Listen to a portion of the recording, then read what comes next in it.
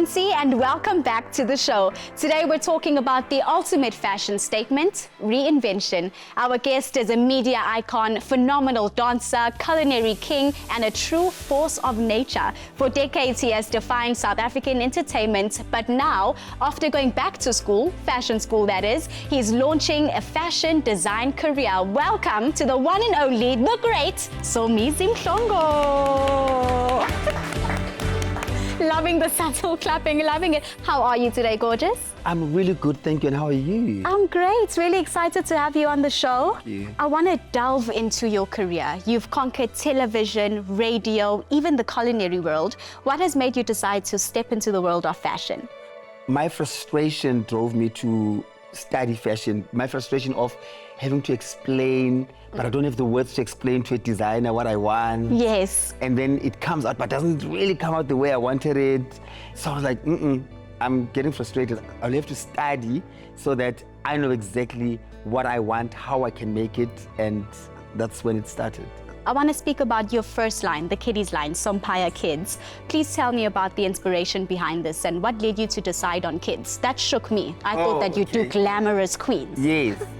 I think the love I have for kids was the first inspiration, but also the love kids have for me. Like, kids really love me. Like, I think they see a Popeye when they see me and they don't think I'm a real person. So that for me was like, oh, okay, here's an opportunity, but also there was a gap in terms of I don't see a lot of local kiddies brands. True. You know?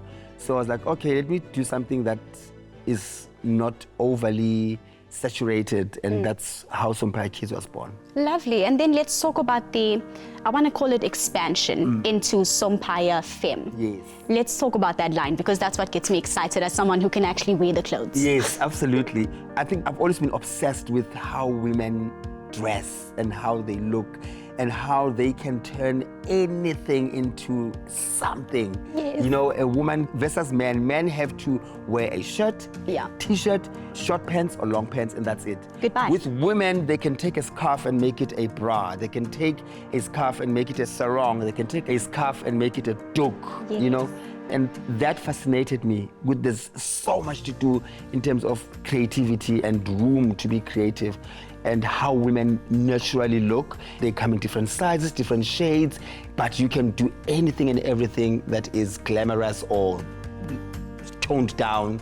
It's just my obsession for how women dress. So true. And yeah, that's how Sompaya Femme was born. How difficult did you find it to then put on your designer hat and separate yourself from Somizi's style versus what everybody else wants? I had to remind myself that not everybody is Somizi. Yeah. You know, there are Somizis out there, but then if I'm running a business, I have to cater for everyone. Yeah. I have to cater for those that are introverted and those that are extroverted, those that are bold and those that are shy. So I had to remind myself to separate that from the business side of things. But there will always be a Somizi touch, you know. Even when I try to control it, I love sparkles. Of course. You know, you'll see one of the dresses that I brought today. It's supposed to be sparkleless, but I caught myself going, okay, just one. Just one? Two. Even one of them has fallen here, you know. That's when you know you have enough sparkle. Double? Yes. So there will always be that sparkle nyana somewhere. It's going to be difficult for me not to have a sparkle, but that's a Somizi touch. I've always loved shiny stuff. Yeah. You know? Now, you are a KZN boy through and through. I would know because I'm a KZN girl. Yes, yeah. And when you launched us into the fact that you're doing fashion, it was at the Durban Fair. Yes. How was it important for it to be in KZN specifically, and was that intentional? Yes, it was intentional. I have a history with Durban Fashion Fair, number one. I worked with them as a host and as a speaker for the past 10 years. But also, two, the collection is dedicated to my parents. It's called Amandau. Amandau are my water ancestors. So it's not just a print. It's a print that is intentional. So where else should I start? Where it all started. Starts at Kaya. Everything starts at home. Absolutely. And we all know the legendary Meritwala. Yes. Please, can you tell us about where that inspiration stems from and how it manifests in the design? So everything that I do, my mother is always with me. So I always tap back into what would my mother say? How would my mother react? You know, My mother was a huge cheerleader, a huge cheerleader. So this one, I was like, there is no way I can start a collection as a fashion designer and not pay homage to my mother. Yeah. So that was the core inspiration of the whole thing. One thing that's really interesting, Somizi, is the fact that you decided to go to school to learn design. I mean, you're a household name. There's no need. I would have bought your shirts whether or not you went to school. But why did you decide, Guti, and where let's go learning your food? I think thanks to the celebrities that came before me and started brands without going to school, Yeah. because they showed me what not to do. Because consumers are not stupid. This is true. You can do it for a limited time where you can fool them for like first season, second season, but moving forward, what else? Because most celebrities, they make a mistake of just putting their name as a front and then they have people doing things for them. And for me, I was like, I don't want to make that mistake. I could have fallen trapped to that, but I watched them and I watched their brands not being sustainable. And I was like, I don't want to make that mistake. Yes. But also for me, it was, I know I'm a creative. Can you imagine being a creative and not know how to put things together? Yes, That's you see it in your frustrating. mind, yes. Because no matter what, no one will ever take it out or bring it out the way you see it. Very true. So that was the reason why I went to school. And also, I was like, I'm a standard 7, grade 9 dropout. Whoa, I didn't know this. Yeah? I didn't know this. Yes, I left school when I was 12.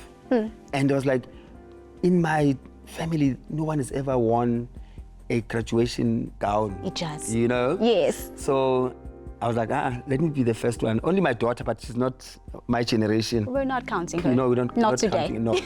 She was privileged. So I wanted to be the first, and I wanted to prove that it's never too late. Yes. I enrolled when I was 50, and I had to be in class with 19-year-olds. But they were benefiting because during lunch I would buy them lunch. I love it for us because I also want to be in that class. So it was nice. So yeah, I'm graduating in 2 weeks' time, and I'm excited. And we are excited for you. Honestly, nothing makes us happier than seeing somebody that you look up to as a role model continue to do things in life, because it gives us the confidence of, I can do it as well. I can get there Never too. too late. Yes. Never too late. We've been talking about your designs so much. I think it's about time the people at home got to see them. Absolutely. So just to explain to you, the two that you're going to see is from the collection that I made. I made 60 looks, 60 models, 60 looks. My word. It was amazing. So let's have Pilar come through.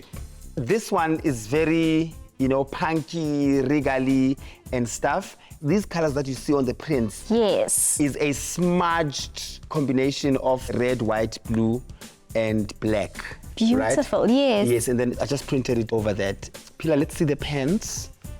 Oh, yes. Right? So this you can wear with a long coat, or you can wear, there's a shorter coat that you can wear it with, and there's a short pants version that you can wear with. Turn around, Pilar. Let's see the whole look. Gorgeous Right, girl. gorgeous. Oof. Right, thank you, Pilar. Thank you. Next, we have Pretty Girl.